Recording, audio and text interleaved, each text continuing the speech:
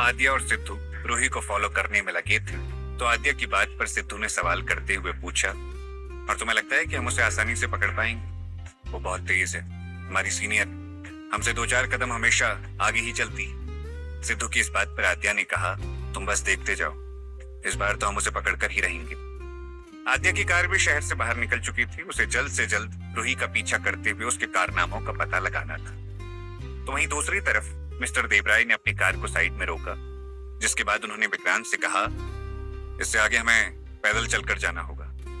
विक्रांत ने इस बात पर हाँ में गर्दन हिलाई और फिर कार से नीचे उतरते हुए बोला, वैसे हमें और कितना चलना होगा?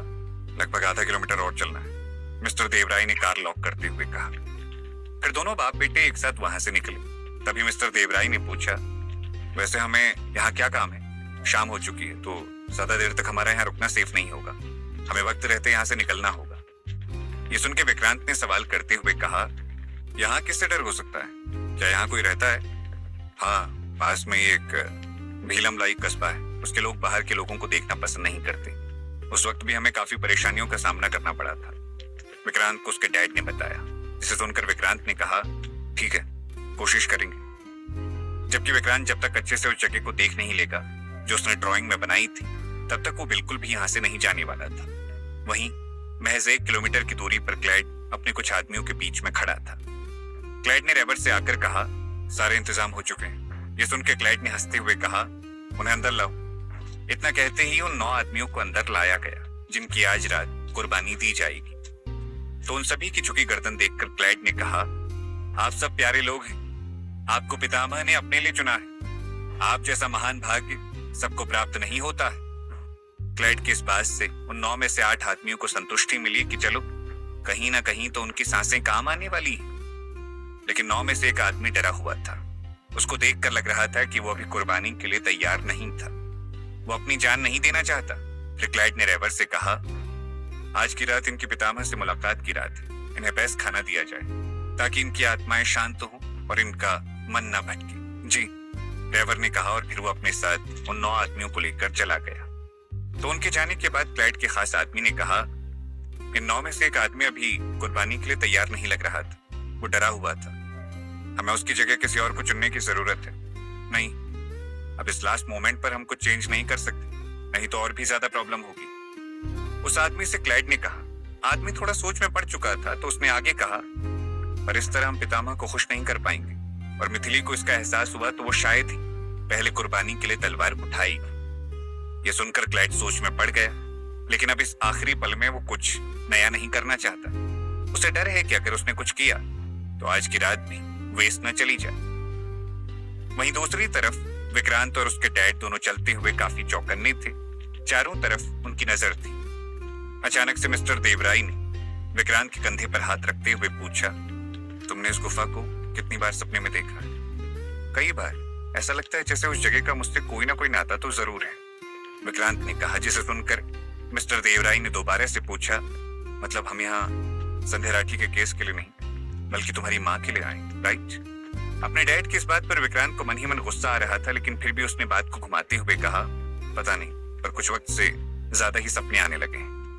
विक्रांत ने बताया। तभी विक्रांत की आंखों ने एक खूबसूरत नजारा देखा। बीच जंगल में फूलों का बागबान था, जो इतना परफेक्टली ग्रो हो रहा था कि जो भी देखेगा यही कहेगा कि कोई एक माली इसका खास ध्यान रखता होगा। पर इस जंगल में कोई माली कहां से आएगा? तो विक्रांत ने कहा, ये फूलों का बागीचा? अभी विक्रांत ने इतना ही कहा था कि तभी मिस्टर देवराय ने कहा, हाँ, मैंने भी अपने टाइम में देखा था, पर हैरानी की बात यह है कि ये आज भी वैसा का वैसा ही है। फिर दोनों बाप बेटे निकलकर गुफा की तरफ आगे बढ़े, जो कि अब महज 200 मीटर की दूरी पर थी। जबकि इस बात से अनजान गुफा के अंदर चंद्र ग्रहण की कुर्बानी देने के लिए सारी तैयारियां चल रही थी। सारे क्लेडियन प्रे कर रही थी और चारों तरफ काफी अंधेरा हो चुका था। तो वहीं रूही की कार मिस्टर देवराय की कार के पीछे आकर रुकी। रूही बाहर निकलकर इधर उधर देखने लगी कि विक्रांत किधर गया। तभी उसकी नजर एक पौधे की टूटी हुई डाल पर पड़ी, जो कि मिस्टर देवराय के पैर पड़ने से टूट गई थी। तो रूही को समझ आ गया था कि वो दोनों इसी तरफ गए। रूही भी बगैर इधर उधर देखे उसी तरफ बढ़ चली थी। तकरीबन 5-6 मिनट में ही आद्या की कार भी वहां आकर रुकती है। आद्या कार से उतरते हुए कहती है, ये क्या, देवराय सर की कार यहाँ क्या कर रही है? पता नहीं क्या करें, आगे जाएं या वापस चल लें?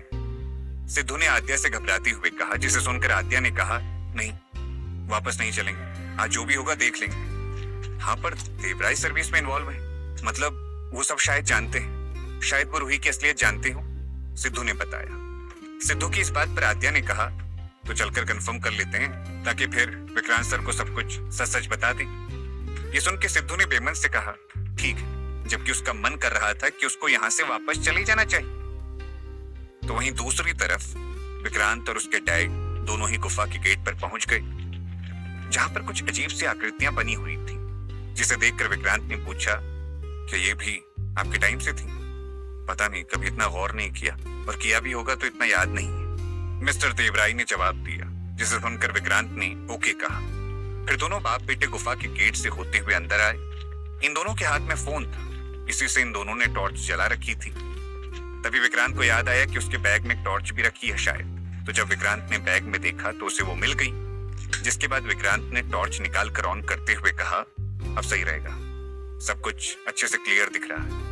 हाँ, पर रात काफी हो चुकी है, बाहर अंधेरा पड़ गया है, हम यहाँ कितनी देर तक रुकने वाले हैं? मिस्टर देवराय ने पूछा, जिसके जवाब में विक्रांत ने कहा, पता नहीं, देखते हैं। ये गुफा 2-3 किलोमीटर लंबी थी, लेकिन इसके कई रास्ते ब्लॉक हो रखे थे।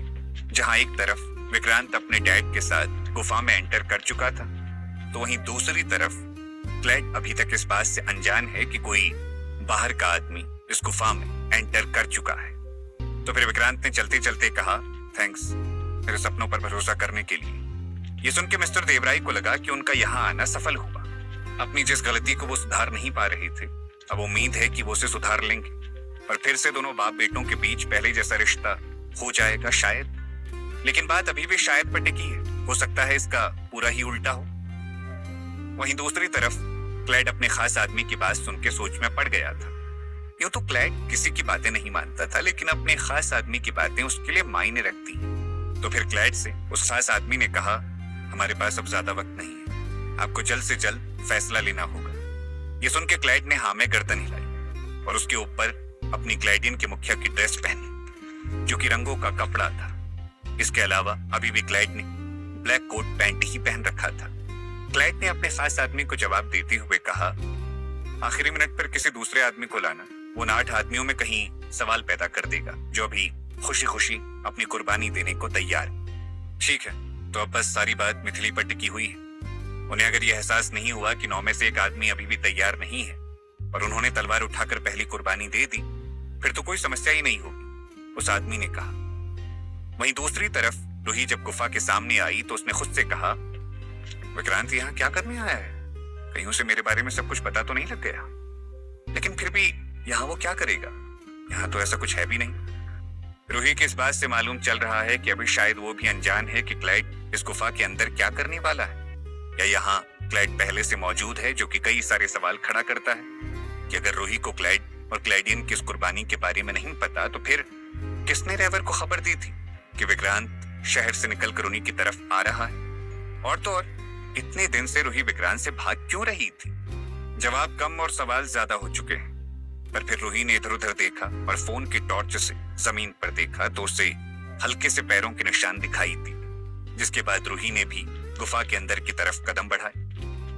विक्रांत और मिस्टर देवराय धीरे धीरे बातें करते हुए आगे बढ़ रहे थे। मिस्टर देवराय ने विक्रांत से सवाल करते हुए पूछा, क्या तुम बताओगे हम यहाँ ढूंढने क्या आए हैं? मिस्टर देवराय के सवाल पर विक्रांत को जवाब देता तभी उन्हें गुफा के दूसरे रास्ते से रोशनी आती दिखी, जो कि धीरे धीरे ज्यादा हो रही थी। इस गुफा में एक मोड़ है जहां दूसरी तरफ से क्लैडियन हाथ में मोमबत्ती लिए आ रही थी। ये देखकर विक्रांत ने हल्की सी आवाज में अपने डैड से पूछा, क्या यहाँ पर लोग रहते हैं? नहीं, मिस्टर देवराय ने जवाब दिया, जबकि वो भी ठीक से नहीं जानते थे कि यहाँ इस गुफा में चल क्या रहा है। तो फिर विक्रांत ने अपनी टॉर्च ऑफ करते हुए कहा, हम यहाँ छुप जाते हैं, उन्हें नहीं दिखेंगे। ये सुनकर मिस्टर क्लैड कुछ कहने वाले थे, तभी क्लैडियन काफी करीब आ गए। तो फिर मिस्टर क्लैड चुप रहे और फिर दोनों बाप बेटे छिप गए। लेकिन जैसे ही सारे क्लैडियन उनके सामने से निकले, विक्रांत ने भी उन्हें पीछे से ज्वाइन कर लिया। ये देखकर विक्रांत के डैड ने उसे रोकने की कोशिश करते हुए पीछे से पकड़ा, पर विक्रांत ने इशारा किया, जिसका मतलब था कि हमें इनके पीछे चलकर देखना चाहिए कि यहाँ क्या हो रहा है। क्लैडियन के समूह में आगे के 4 लोगों के पास ही मोमबत्ती थी। बाकी के जो लोग थे वो सब खाली हाथ आगे चल रहे 4 लोगों को फॉलो कर रहे थे ताकि वो गुम ना हो जाए, और इसीलिए विक्रांत को उन्हें पीछे से ज्वाइन करने में आसानी हुई। लेकिन उनके सफेद कपड़े और विक्रांत के नॉर्मल कपड़े अभी भी समस्या बन सकते थे। विक्रांत के पकड़े जाने के चांस 100% बढ़ चुके थे। मिस्टर देवराय को भी कुछ समझ में नहीं आ रहा था कि ये सब क्या हो रहा था। क्या आज की रात विक्रांत की जिंदगी हमेशा हमेशा के लिए बदल कर रख देगी, और क्या विक्रांत के मौजूद रहते क्लैड अपने मकसद में कामयाब हो पाएगा या फिर नहीं? क्या विक्रांत अपनी मां को ढूंढ पाएगा